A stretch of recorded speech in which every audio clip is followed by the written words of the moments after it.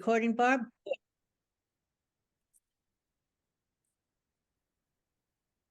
Yes.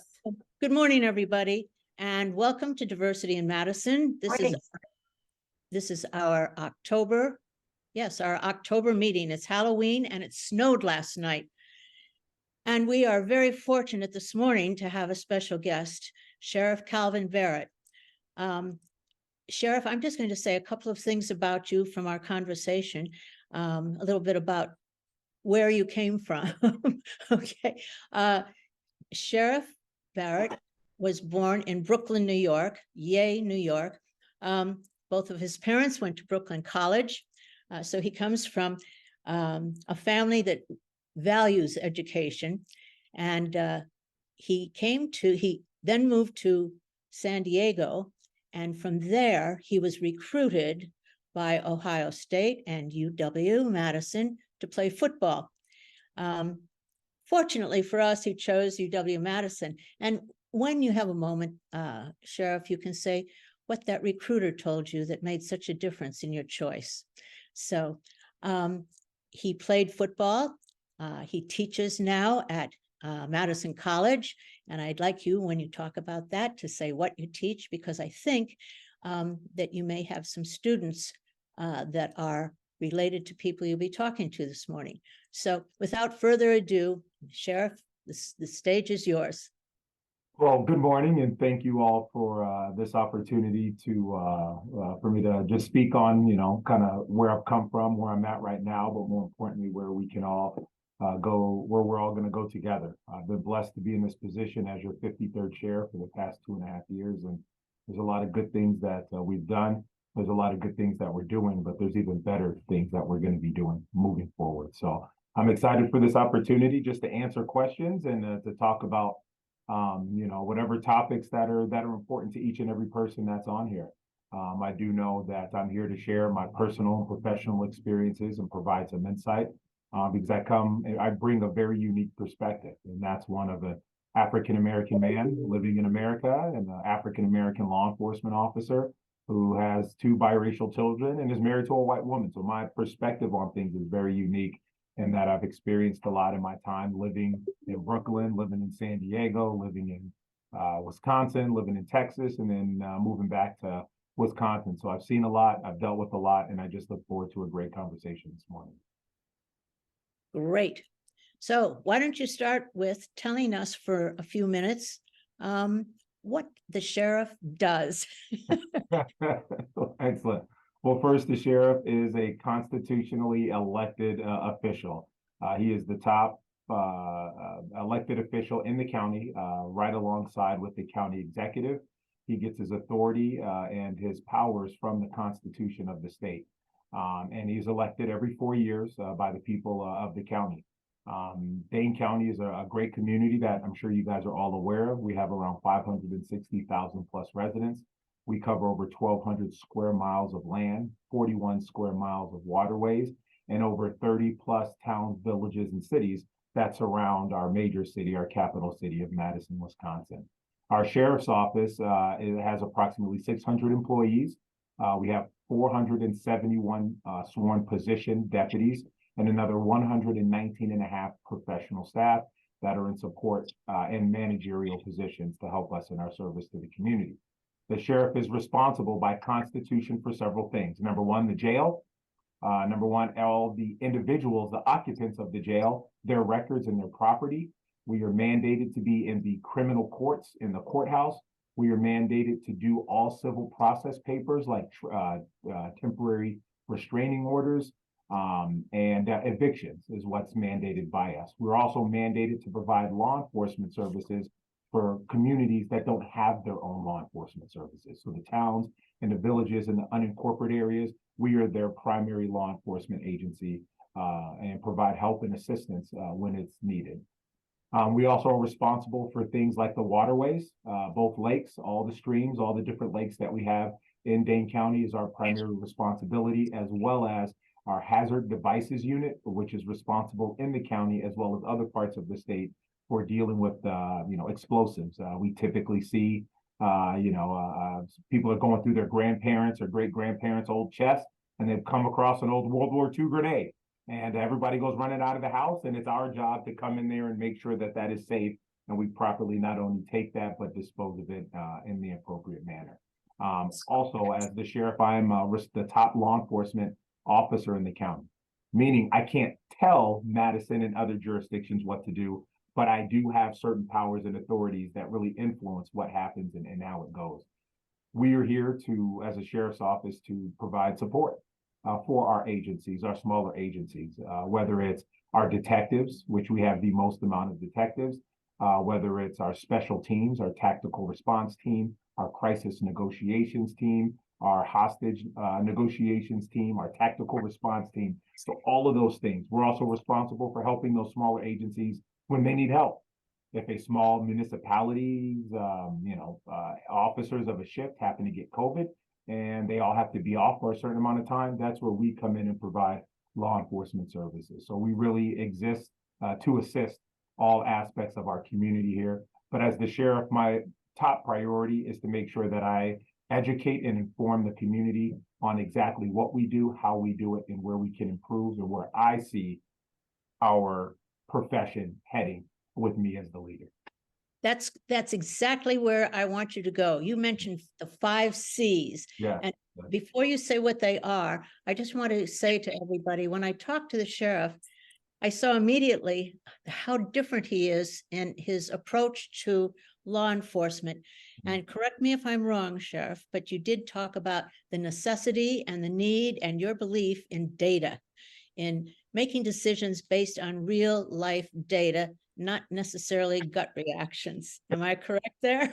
That is correct. I believe our profession that was one of the pitfalls of the past, is that we relied too much on gut feeling and intuition and instinct.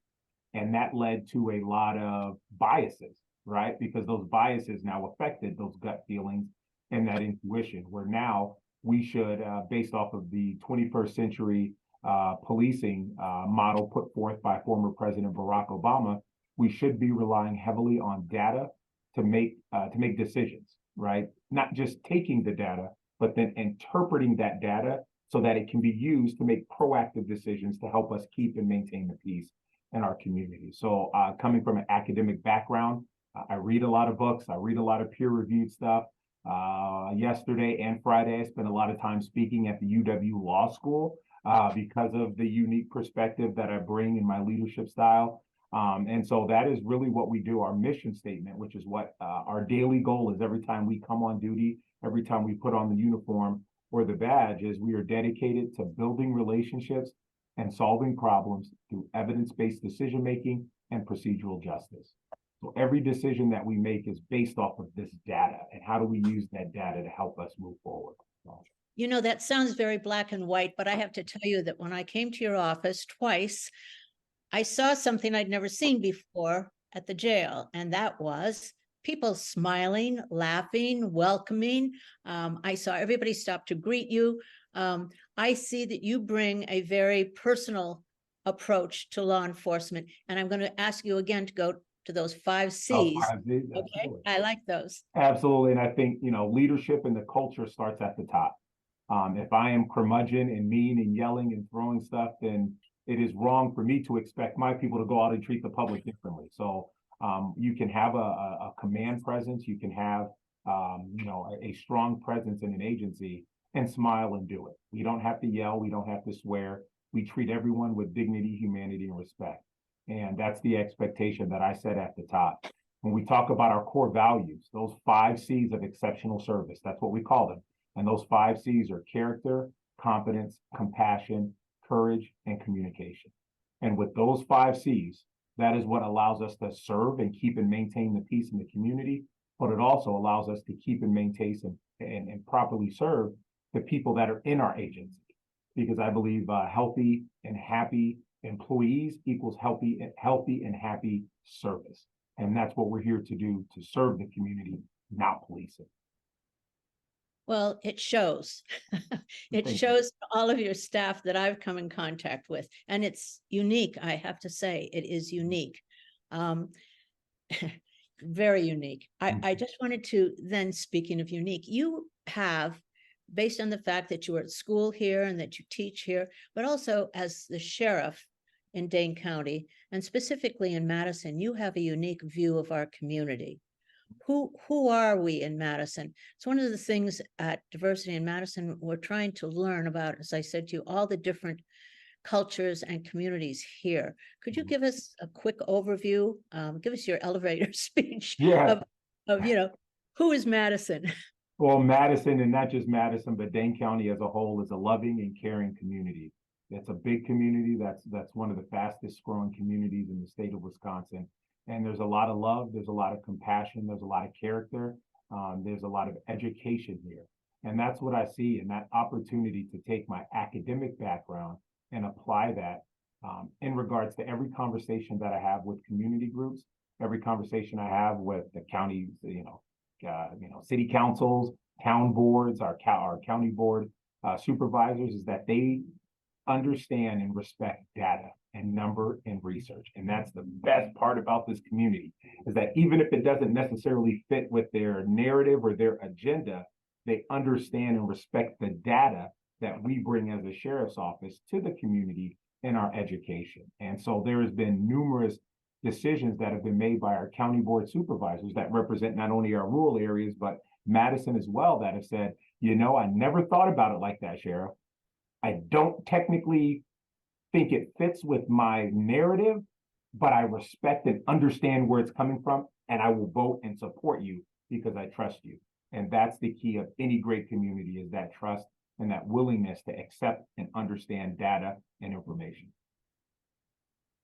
So I hope what you're saying is that filters down to the populace also, because, we really talk the talk really well. I'm not sure that we walk the walk very well.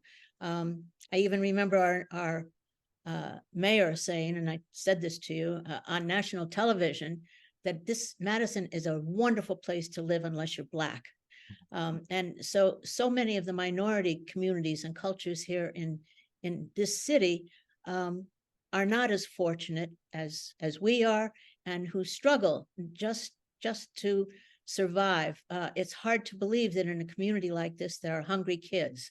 There are homeless people, loads of homeless people.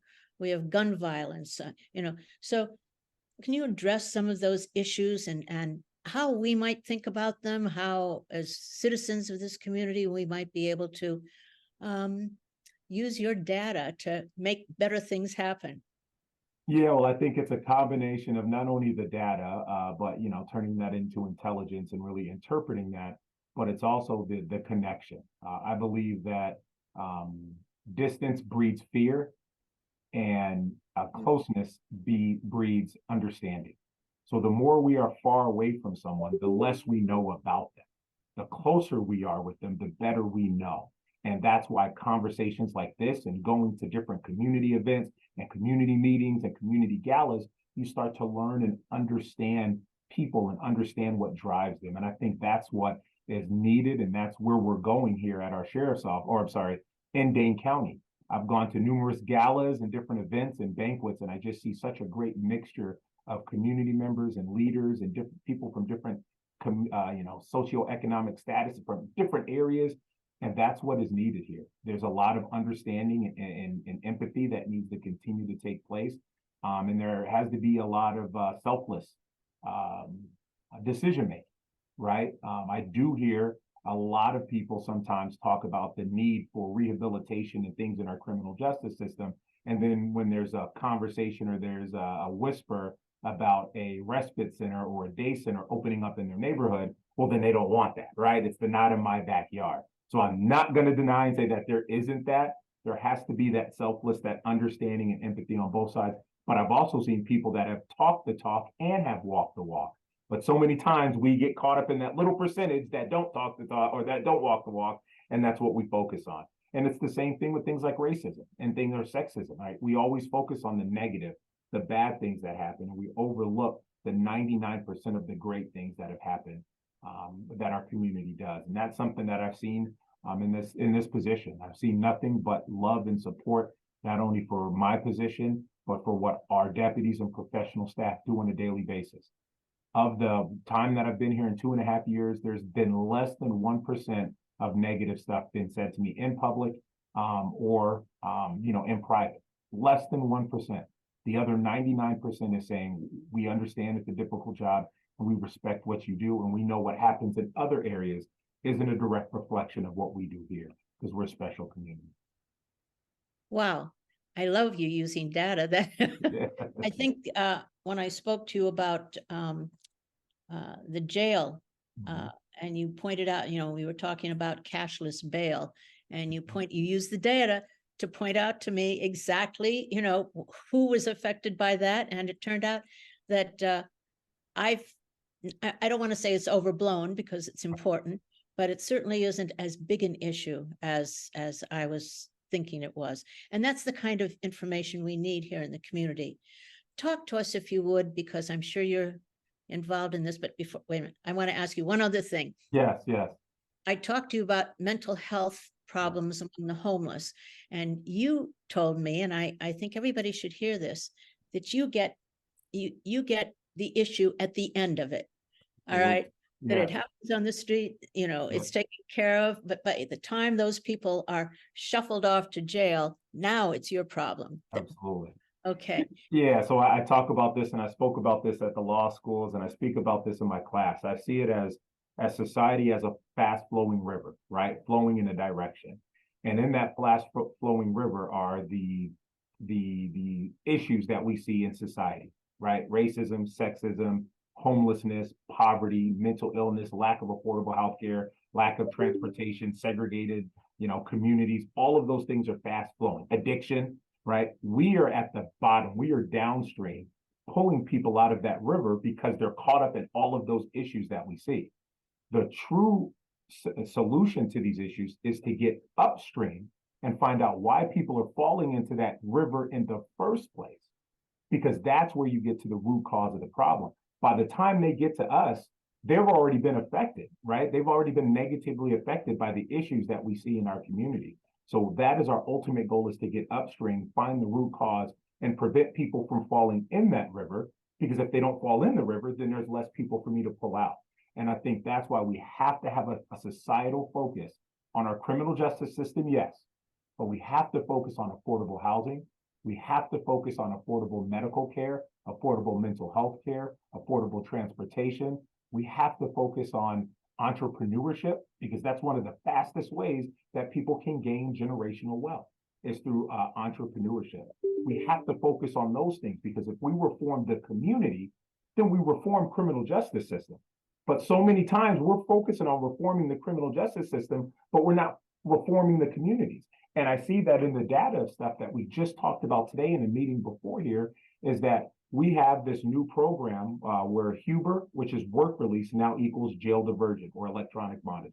It's a great balance of accountability, public safety, and rehabilitation. But in that, we looked at the data and looked at 99.8% of the failures that we have are alcohol or drug related, right there. So we're putting them out, we're giving them jobs, we're giving them housing, but they're falling into the same traps of society, and that's alcohol and drugs. It's addiction. So if no matter what we do, if we don't fix the addiction upstream, we're just going to continue to do this. So there's no matter how much I reform, there's going to be a limitation on that, because we didn't get to the root cause of the issue, and that's addiction. And so that's just an example of things that we like to see. And we look at that, and it's such a, we have to take care of those issues up front first. And if we reform the community, then we reform the criminal justice system, because there's less people coming into it. How do we go about making that happen? I know voting has a great deal to do with it, Yeah. but how do we go about getting monies to flow to addiction centers, to rehab centers, and then how do we get the community to understand and find those places and direct our resources that way? How do people do that? I think you hit it off the bat when you talked about voting, and voting is number one. And this is what I tell our youngsters. I know you guys completely understand or aware of it, but just what I see with our youngsters, having 2 young daughters and having students that are 18 to 24 years old in my classes, is they think voting and doing having an impact is voting every 4 years. But in reality, it's those votes, those spring elections, it's your county board supervisors, it's your city council members, it's your town board chairs. Those are the elections that matter. Those are the ones that divert and control money, your county executive. That is where you need to focus the efforts in regards to putting people that share those same values in those positions to make decisions. So we also have to look at it and make sure that we have resources for individuals. So we talk about how important mental illness is, right? We have to divert people from our criminal justice system and, Yes. and into mental health facilities. We are Dane County, one of the most progressive counties in the country, and we don't have a mental health facility in our county. We have nowhere. We have to drive 2 hours to Winnebago to take someone that's going through mental health crisis. So we have to, when we talk about walking the walk and talking the talk, there's no reason we don't have a facility here. Now, I know the governor has donated or has allocated around $10 million for regional mental health centers. And I can tell you as the sheriff, along with other organizations here in Dane County, we are fighting hard to make sure that that facility is here in Dane County. We're also working with Tellurian Mental Health to build a one-stop shop, a one place where law enforcement and those that are going through mental health crisis can go. That's not 2 hours away. Did you say Tellurian? Tellurian, yes. Okay, Tellurian is a great organization that does a lot of great stuff here for our community. They have day centers. They do an amazing work, and they really focus on not just the alcohol and the addiction, but the mental illness side. We are actually starting a pilot with them where we are going to have 6 beds for those going through short-term mental health crisis. So instead of us taking them to a hospital, then taking them to these different facilities based off of their insurance, we bring them to Tellurian. They can have a couch, they can get a shower, they can get a meal, they can meet a nurse, they can get their medications, they can calm down and be stabilized, and then they can be released and connected to different resources in the community. Instead of what's happening now is they take them to jail. They go to Yes. jail for disorderly conduct. And we're stuck with them, and we're like, we are not trained to deal with people going through severe mental health crisis. That's not what we're trained to do, but yet we're forced to. I know I talk about this statistic a lot, but the largest mental health facilities in the United States of America are our jails and prisons. yeah, and solitary confinement. Solitary confinement is the worst place to put someone. There's videos on YouTube with different walkthroughs and things, and I've spoken on that. It's the worst place to put someone, period, let alone someone going through a medical or mental health emergency. Wow. Well, voting, we're just losing Joe Parisi. Yeah. I hope he mentions or some names come up that we can investigate and determine where we should be putting our voting Yeah. votes, Yeah. So how about guns? Yeah. What about guns on the street, Sheriff? What can be done, or what can we do? I know vote, but doesn't seem to get us anywhere. Right. Yeah, I think number one, it starts with, common sense laws and legislation that is in place. We have to make sure that we have a better way of documenting those who have violent histories, those who have, severe mental illness, or have made threats, right? We're seeing what happened in Maine, right? There's a history of what happened.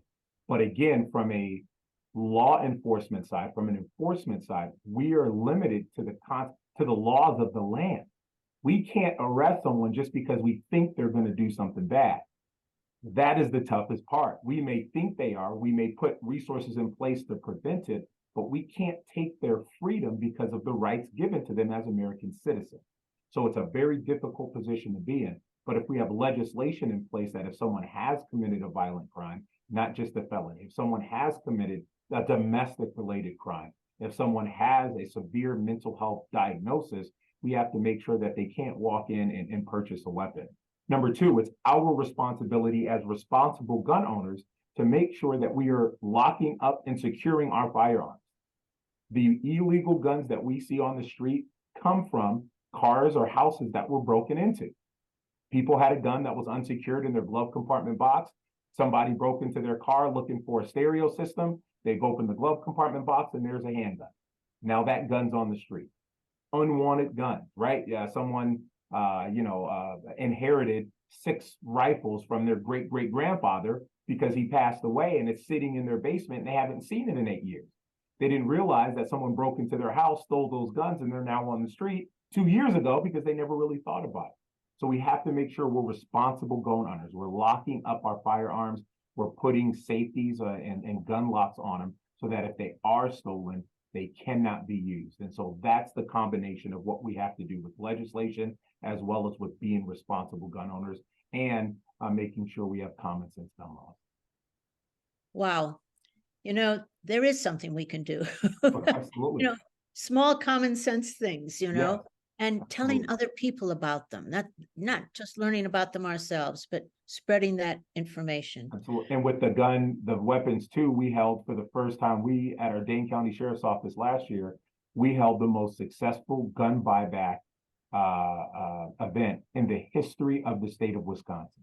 We collected over 550 guns, including 300 handguns and 200 rifles, many of which were assault rifles, many of which were fully automatic rifles, and we collected hundreds and hundreds of pounds of ammunition. And the purpose of this event was to get those unwanted guns out of the houses that people don't want them. And I can tell you, I've spoke to numerous people that dropped off firearms that just said, thank you. This gun has been in our house for years and I didn't know what to do with it. I don't want it. I don't even know how to use it. Now I have a place to put it. They were given gift cards to Quick Trip so that they can get gas, food, or groceries or whatever they need in response to that. So those are the things that we're doing to get those unwanted, unused guns there. But there's a story I want to tell about this that's even more important than those unwanted guns. There was a older couple that stopped me while I was at this gun buyback at the Alliant Energy Center. And they came up to me, in their car, they called me over and they said, Sheriff, I just want to thank you for this opportunity. And I said, okay, talk to me. And they said, we purchased a year ago an assault rifle for our son. We thought it was time for him. He was 21. He was ready. It was something that he could use to hunt and to do things. And they said, but we've noticed over the past 6 months a complete change in his mental illness, in his mental health, the way he's acting, the way he's behaving, his posts on social media. And they said, thank you for this opportunity to take this firearm and turn it into you because we don't know what he's going to do. That is the goal. That was one firearm that didn't go into a school, that didn't go into a bar, that didn't go into a bowling alley. That was the success of that program. And those are the things we have to do as a whole to make sure that we can reduce gun violence. So it's important to be talking about these things in the community. Absolutely. Okay, I hear you. I hear you.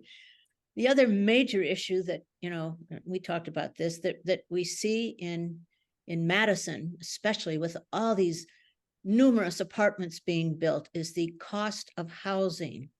What do we do to find affordable housing? I know that there are some plans. You mentioned people not wanting affordable housing, not being willing to share apartment buildings that have a number of apartments, below market value. Yeah, we have to say yes more often, but what can we do to help people find a place to live? I use Tree Lane as an example. We know the alder person there, a young woman who grew up in that neighborhood. What was so amazing to all of us was that Tree Lane had so much objections to the fact that it was going to be there. And then the neighborhood came together and agreed to let it happen. And yeah, all their worst fears were realized in the beginning, but it's simmered down now and it works. How can we get more of that? How can we make that happen? Yeah, well, first, I think it starts with education and really looking at the data, because I know there have been plenty of meetings that I've attended where people have said, well, if this comes, there's going to be a negative outcome. But a lot of times, those are the fears that we have. What controls us most than anything is the fear of something happening, not it actually happened. And an example of that is there's a gentleman that from out in the county that we patrol came up and said, hey, there's been these issues of the break-ins and the guns and things in our neighborhood, and it's got to stop. And I said, absolutely, we're on it. So I pulled up the data and I found the call he was looking for. It was 8.5 years ago. And there hasn't been a call there since in that neighborhood. But it's the fear of that is still with him. And with that fear is his reality. And his perception is his reality. So who am I to tell him it was 8 years ago, get over it? But that's what he feared. And that's what we have to educate to say, yes, the individual, there are people that are going to come in and they've gone, trouble's going to happen. Crime's going to happen. But let's focus on the families that are benefiting from this. How many of them, we talk about this with neighborhoods. Oh, that's a bad neighborhood. When I worked as a Sun Prairie police officer, people would say, oh, that Vandenberg Heights, that's a bad neighborhood. It's like, well, I was a police officer there for 3 years, and that was in my district. There was 1% of the people that took up 99% of our time. The other 99% were good, hardworking people that wanted to live their lives and raise a family. But it was just a small percentage. But what happened, that 1% formed an opinion for everyone in our community. And the person that said that didn't even live in Sun Prairie. They lived in Madison. So that's where the perception of things, we have to look at that and say, is it a really bad neighborhood or have bad things happened in a really good neighborhood? That's where we have to look at it. It starts with that perception and that reality and making sure that people look at things through the appropriate lens. Wow. Well, I've been the one that's been asking all the questions, so I'm going to just open it up to anybody who's out there that has a question that the sheriff hasn't covered, to your delight, I might say. Anybody? Anne Marie, In the chat. So yeah, do you have a, so Pat, can I enter into one? So please. Sheriff, I had shared with my daughter yesterday that I was gonna join this little Zoom call. And she said, oh, he spoke to my class yesterday, right? And we were busy, so I didn't say, what did he say? And what'd you think? So I'd love to get your perspective as you're speaking, and whether it's her class or someone else's, to the law students at UW. Mhm. What kind of reception do you get? It might be different based on what type of law they're going into, but generally, what's the perception with the data information, your ideas that you've shared with all of us today? What do they say? Yeah, I think overall it's been a fantastic experience. There hasn't been one time that I've walked into an area and it's been negative and nasty and disrespectful. There have been concerns and there have been questions, tough questions, which that's what I'm here to do, is to ask and identify and answer those questions, because I think that is where we actually grow and learn the most, is when we do communicate. And in the absence of communication, there's speculation. So if I'm not communicating, people are going to start speculating and coming up with their own. And so it's important that I am in these spaces to say, this is what's real, this is what's not, but also for me to be vulnerable and say, there are things that we can do to improve. We have to improve on our bias training. We have to improve on looking at data. We have to improve on all these different things. We have to find ways to appropriately interpret the data, which is where we can definitely improve. But overall, it's been a great experience. I do know my first year I came to the law school in 2021, there were some serious questions. But I think through actions and through your behaviors, that's how people formulate. And when people know and understand that you care and you're doing things, you're talking, you're walking the walk, that is where that positivity comes. When they find out that I'm an academic and I teach, that helps right there off the bat. They find out I'm a badger, that helps right off the bat. They know that I still, as an African-American man, deal with the same issues, whether I'm on or off duty. That builds an understanding for them to say, you get it. You understand what it's like. When they find out my children are biracial, that understands that build. So it's that relationship that allows them to not just agree with everything I say, but for them to give me the benefit, to say, okay, I'll listen to you, Sheriff. And then once they listen to me, they're like, yeah, I like this guy. Okay, all right, okay, he's all right. So, and again, that starts with accountability on ourselves. We have to be able to say, when we do things wrong, this wasn't right, and here's how we're going to correct it. So overall, your question, I think the reception has been great. The class I was in yesterday, Professor Kling's class. Oh, yeah. Yeah, That was her class. Yeah. Yeah, it was fantastic. All of those different students, and I opened it up. I gave them my contact information so that I can help them with their papers that they're doing. Some of them were going on to their PhDs, and I said, come in here, come get our data, come do a tour, come do a ride along, come see the operations, so that it can help you make an informed decision when you're formulating your paper. So, You really- offered ride-alongs? oh yeah, absolutely. We have Oh, ride-along. geez. I Yes, don't want my daughter on a ride-along. She's done a ton of those in Seattle. did she? Yeah, Seattle. Sorry, is- there's my is- bias. Yeah, Seattle. But not only can she do it, but we have so many different patrol spots. So we have the actual beat deputies that have a certain area, but we have our contract deputies that are assigned to a specific community like Deerfield. We have our mental health deputies that their ultimate job is to go around and help individuals and put together plans before people get into crisis. That is a great ride along. We That would also be have great. our community deputies that their ultimate job is for community engagement and building trust in our relationships. So there are more than just riding around going from call to call to call and arresting people. There are so many, our jail diversion. I think that would be a great one too. To be able to ride along with our jail diversion deputies to see how the ankle monitoring works, how we track people, our civil. That would be wonderful. Absolutely. Let us know, even our eviction. When there were some questions around COVID-19 and no funding going away, I invited members of the media and everyone to do a ride along with our deputies that do eviction. And they wrote stories saying it's not what you think. They're not dragging stuff out. They're treating people with respect. They're explaining the process. The big thing with the evictions is we are only carrying out the orders of the court. People don't realize that. They think it's the sheriff or deputies. We have to carry those orders out by law, by the Constitution. So that's that education. So we have so many things we do here. Hearing and classification. Come for a jail tour if you haven't done that. Our jail re-entry coordinators, our social workers that we have. Anything, anytime you let me know, come ride along and get information. We can present. You may have a young woman taking you up on that. She would love it. Absolutely, absolutely. Come one, come all. You may have a Thank few you, older Sheriff. women. You may have a few older women coming along. Absolutely. Okay, Livia, you had a question. Yes, Livia, I actually put it in the chat. But so my question is, your jurisdiction is actually somewhat limited. And you've got some great ideas, and I'm wondering if your thought process would include running for a broader elected office, be it county supervisor, mayor, governor, senator, whatever.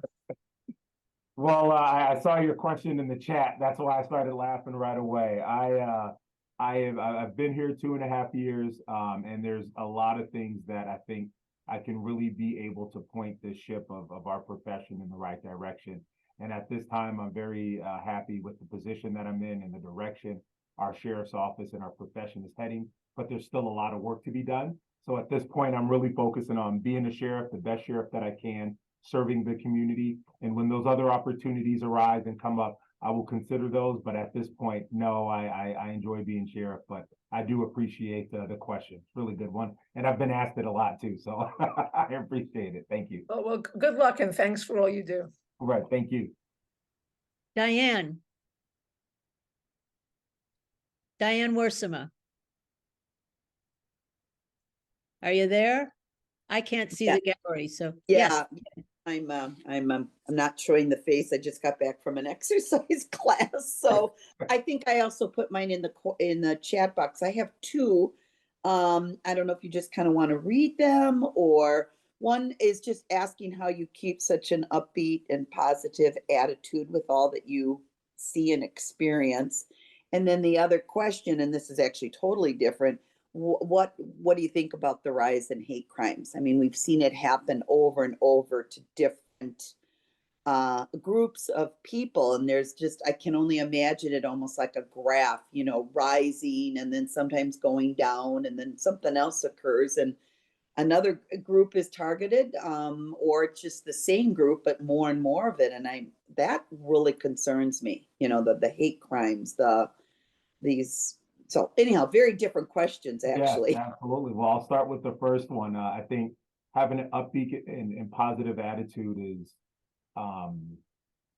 something that I believe that every minute I spend upset or angry or sulking, I could be spending happy. Every minute I spend complaining about a problem, I could be finding a solution. And I think that is something just with the life experience that I've had in regards to enjoying If every you ever get stuck somewhere without gloves, your hands will fall off. Yeah, I get two of them. Well, they both will fall off. I don't want that. Diane, you might Oh, want I to mute will. yourself. No, it's Okay. not me. Vaccine, right? Oh, I'm Okay, sorry. could everybody make We'll sure, spend a lot of money on those teeth. could everybody please mute? Because we're picking up some other conversations. Everybody, please mute. Go ahead, There Diane. we Go go. ahead. Excellent.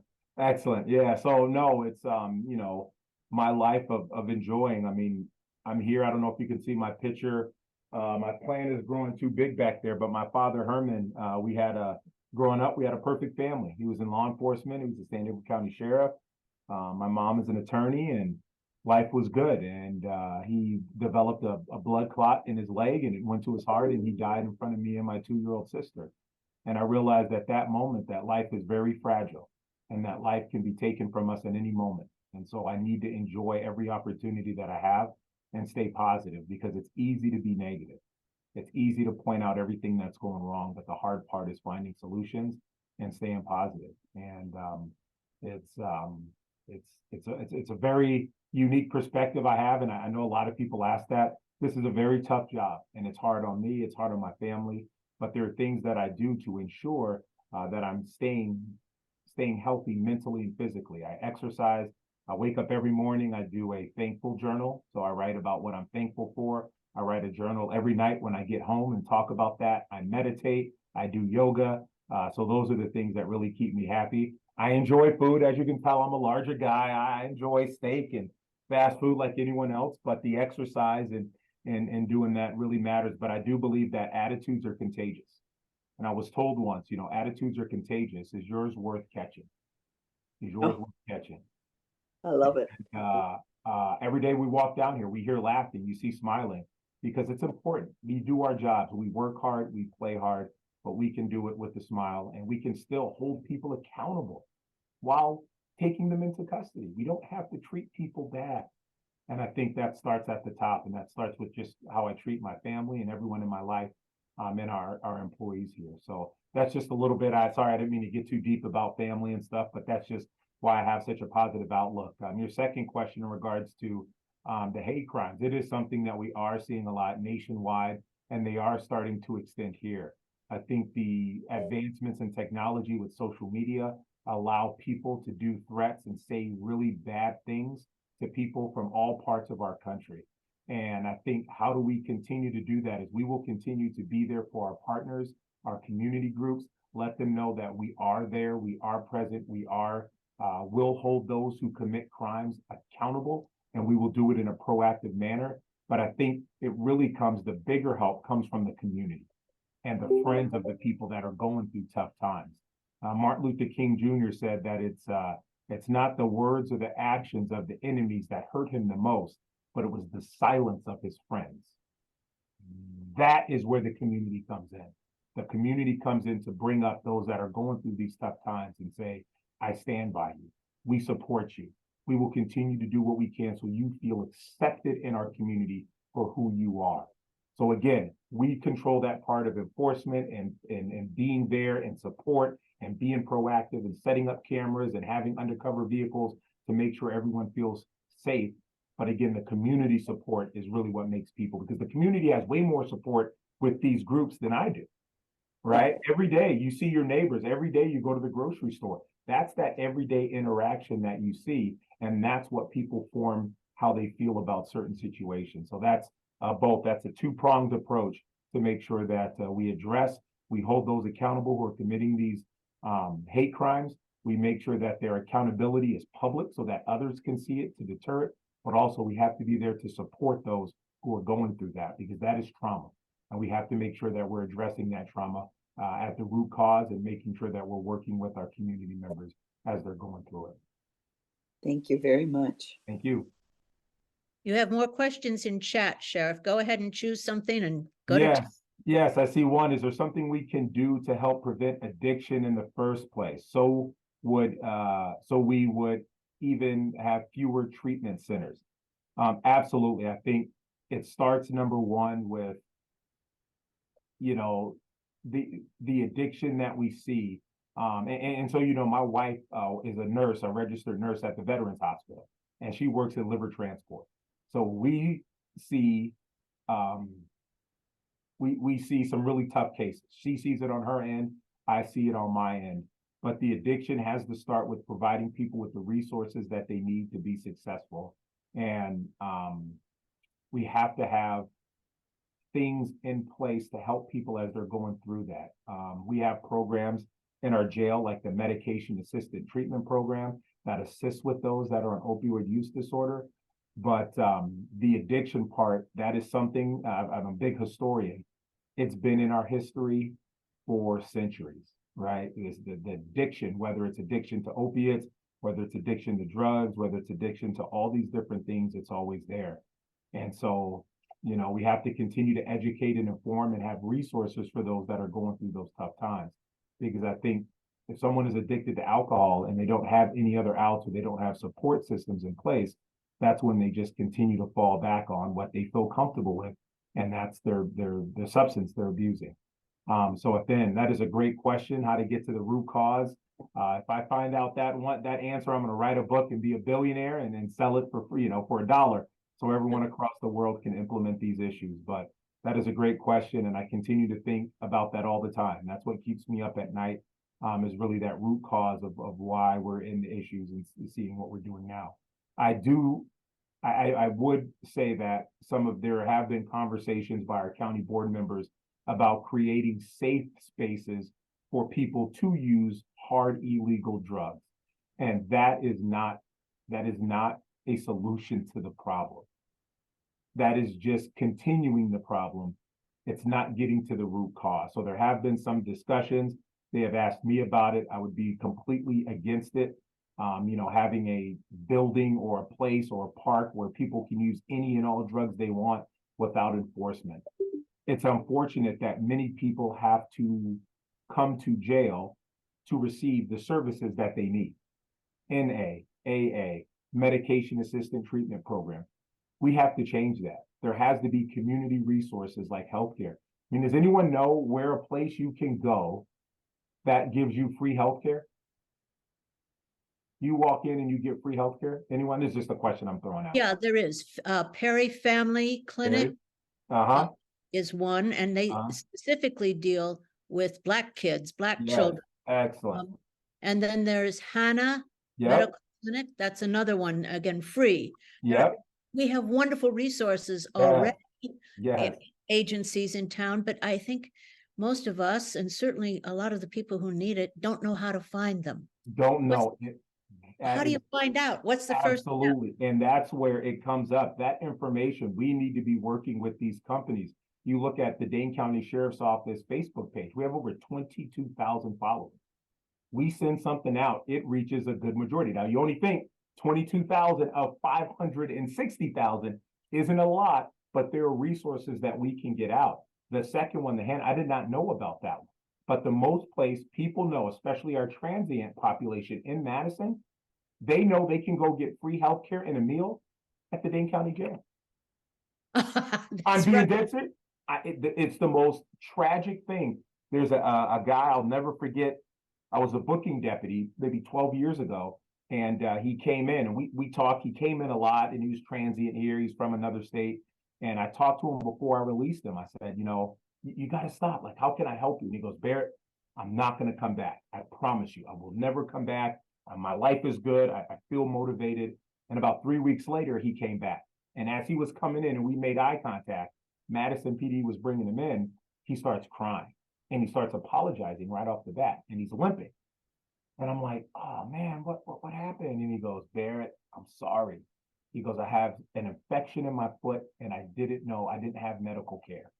So he walked into a store on State Street, picked up a candy bar, walked out and said, I'm stealing this.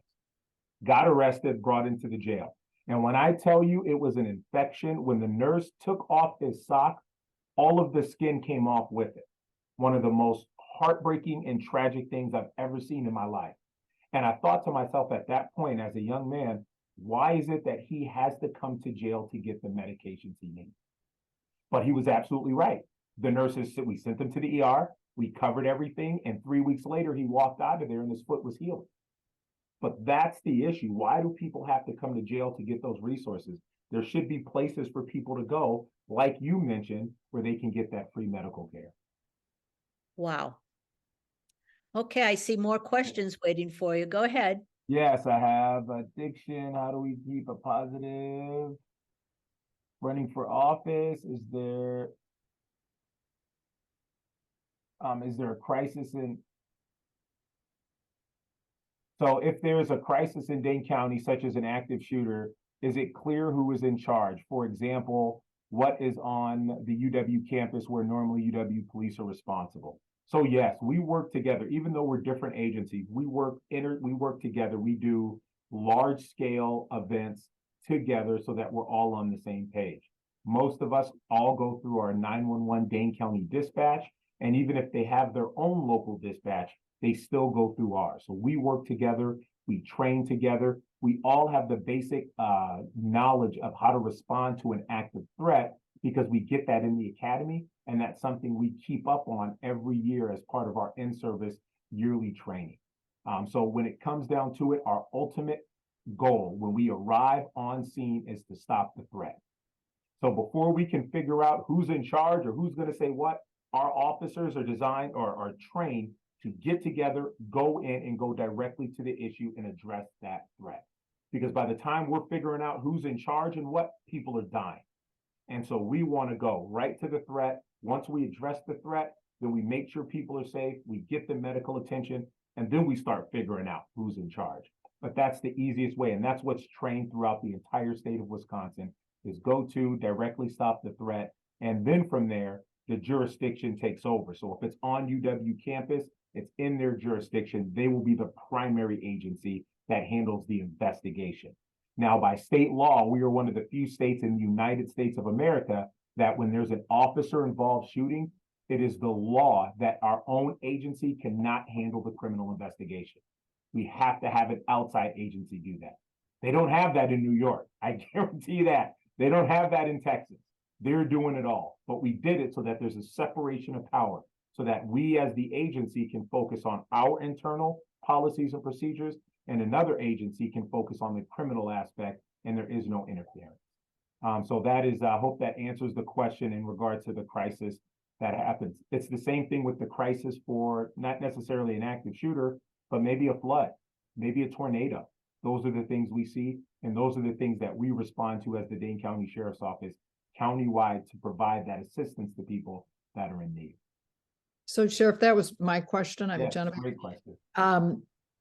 So it's clear that, so no matter what level the first responder is, that person can do what they think is best at that moment. They don't have to wait for their chain of command to tell them what to do.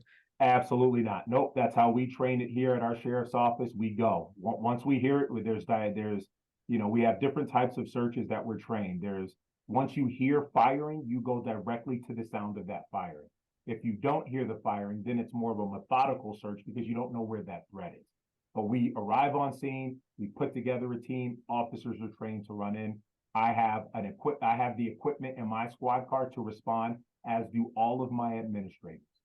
There is no, the sheriff is here, he's going to be outside. I have the same gear, the same rifles, the same helmets, the same ammunition. I can put it on and run into a building just as quickly as one of my patrol deputies.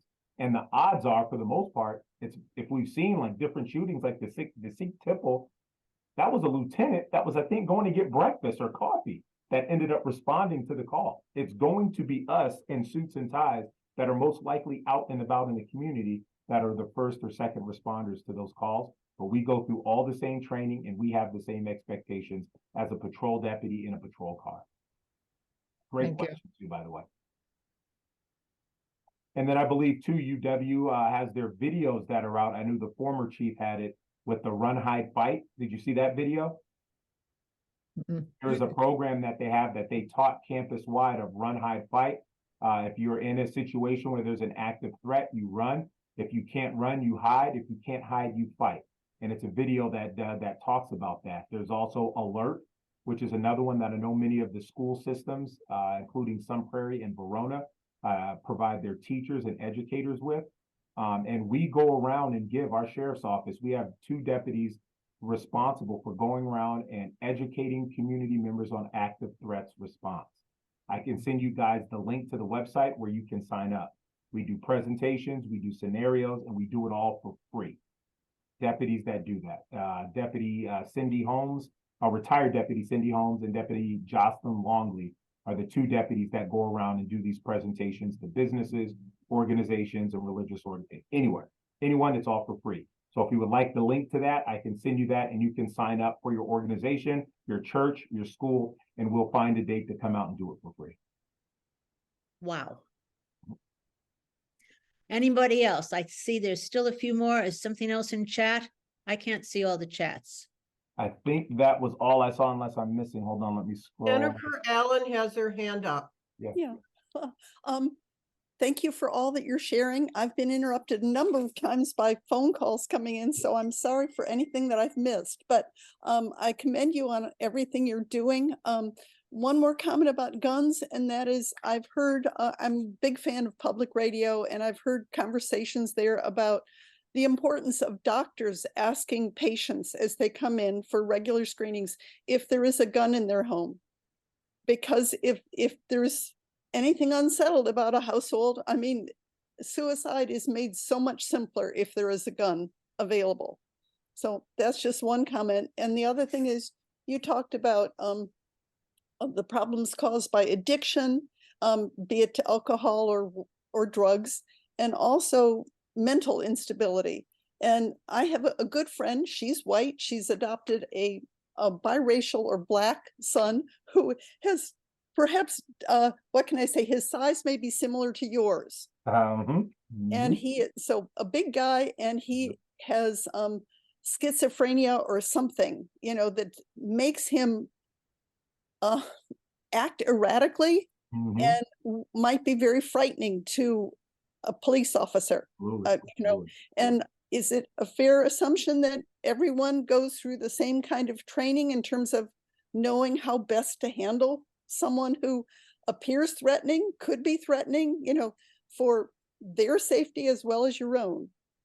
Well, absolutely. Well, number one, your first comment, you're absolutely right. It's important that we all play a role in getting information, because the more information we have, especially from the doctors, the more information that's available, the better decisions that we can make. And yes, I do think that we all do have the baseline training, and there's additional training, which I'll talk about. But at the end of the day, we are not the best to respond to something like that, to the adopted child. It is, we are probably the worst, but yet society and the communities expect us to respond. In our law enforcement academy of 720 hours, we get 20 hours of crisis management, 20 out of 720. We get 60 hours of use of force. We get 60 hours of shooting, and we get 20 hours of crisis management.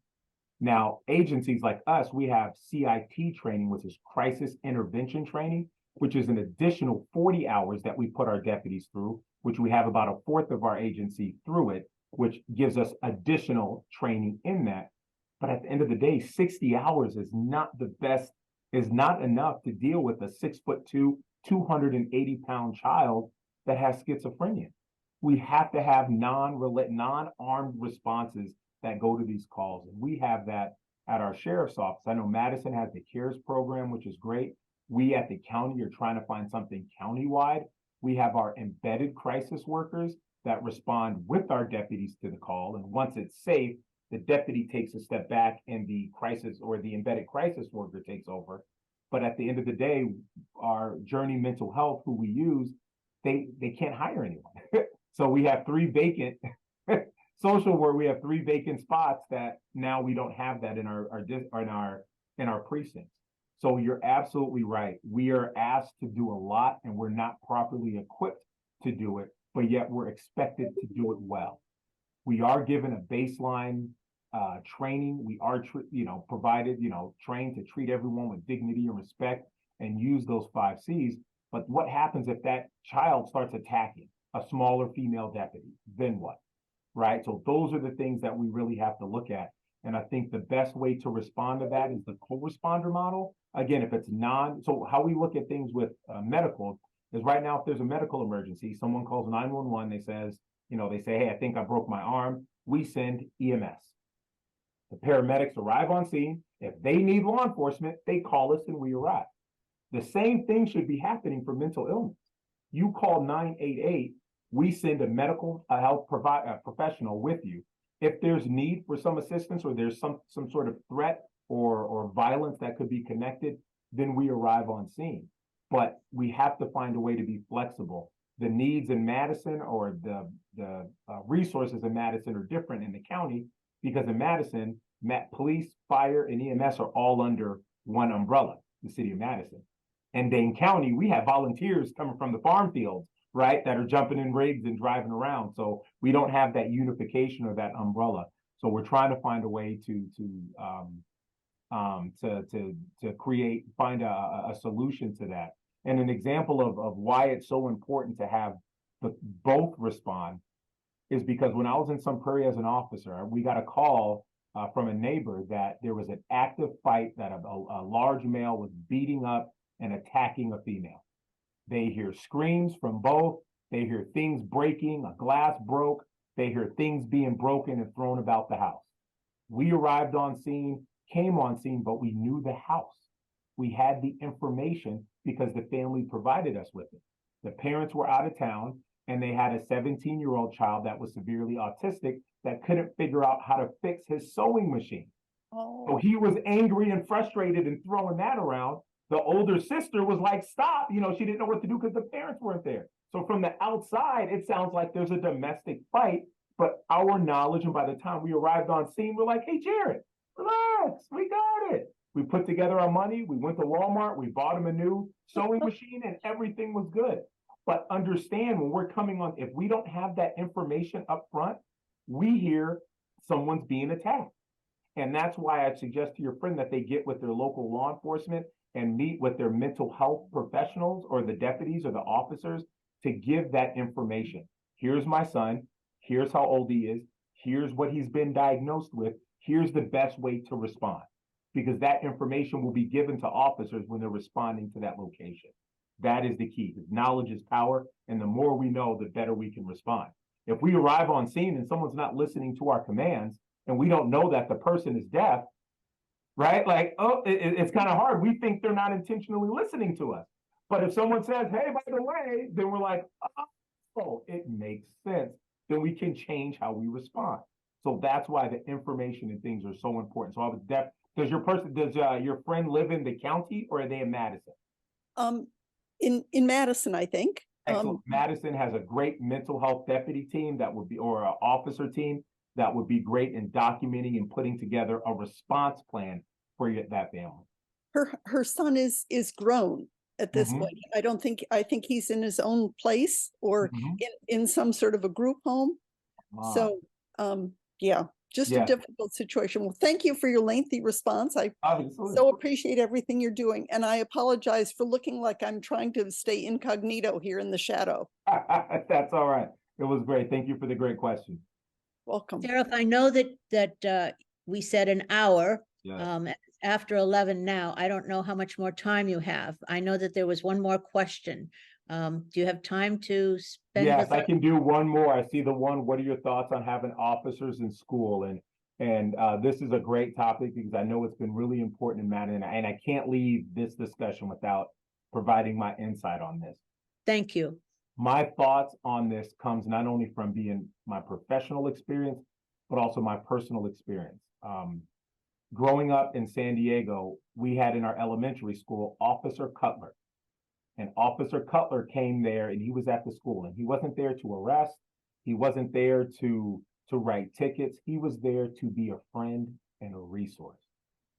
Officer Cutler was the coolest deputy. He had the coolest jerry curl with the lines on the side. He had earrings. He was really buff and his uniform was always tight. So his and he could dunk a basketball. That's what we loved about Officer Cutler. He was involved with our assemblies. He was involved in classrooms. He was involved when I was having discussions with my family. So my experience of an officer or a school resource officer is that of a resource, a friend, someone I can trust. Not everyone has that experience, right? So I do respect the fact that others see them as enforcement. Know that in my experience in Madison and in Sun Prairie and our deputies in the school, Deerfield, Cambridge schools, we are there to be resources. We're not there to be the discipline hand for the school. If you're not calling 911, then we're not going to be, that's not what the goal is. And sometimes that's what the schools use us as. Those kids aren't listening, go take care of it. And it's like, wait a minute. That's not what our role is. Now, if they're fighting, if there's violence, if there's drugs, if there's sexual, then we get involved. But the ultimate goal of a school resource officer is to be a resource, not an enforcement arm. And I understand and respect where other people are coming from, where their experiences haven't been the same. They've seen them as negative. The officers have been mean. They've been rude. They've been respectful. They've written tickets for disorderly conduct. They've done those things. But no, Sun Prairie and our Dane County Sheriff's Office, that is not what we do. But it's important that we listen to the community. We listen to our community in Dane County. Our community wants our deputies in the school, and Madison made the decision from their community that they didn't want them. Also, too, if you listen to the data or talk to the students at the Black student unions, I'm hearing many of them didn't have an issue with the school resource officers. And that's at Memorial, La Follette, and at West. They never had an issue with the school resource officer. So if we ask the actual students, if we get the data, we ask them, hey, Officer so-and-so is actually pretty cool. I kind of liked him. But we're hearing other people that had and pulled them out. So I definitely understand both sides of the coin on that. My experience is that they're a resource. What I've seen, what I've experienced professionally and personally is that they are there to help. But you also have to look at it like this too. We allow the school district to select who they want in their school. We don't tell the school, you're going to get this officer. We have an interview. We say, here are 10 candidates. School board, school district, interview who you want. You pick who you want as the paying client. That is how you break down that barrier, because not everyone is meant to be a school resource officer. Just like not everyone's meant to be a parent, right? Not everyone's meant to be a parent. Not everyone is meant to do that or meant to be a school resource officer. And by allowing the community or the school board or the school to make the selection, now they're picking who they feel is best. And if they don't like that person, then we can find someone else and put them in there. So that's where I think is what's really important, is allowing the school board or the school to have influence on who's coming into the school working with their children. Oh, my goodness. All I can say is, I know your time is up. So I just want to say, first of all, thank you. But I will also tell you that you have educated us, which I see you're very good at. And your concept of attitude, it permeates the people that you work with and that work for you. So on behalf of all of us, I say thank you so much for being so open and giving us the information and sending our minds off to walking the walk. So thank you so much. Absolutely. Thank you so much. And I just put in the chat the link to our emergency preparedness training, which is free. It talks about how to request the free training, and it has a link to sign up for it for any of you that would like to have your school, organization, or group take part in that. So that's in the link there. Sound good? Terrific. Thank you. And I also have the links that you sent me about the jail and about the operation. Yeah, so everything's available. Thank you again, Sheriff. And let's say we'll be seeing you again. Sounds good. Thank you so much for your time. You all have a blessed morning. You take care. Thank you. Bye.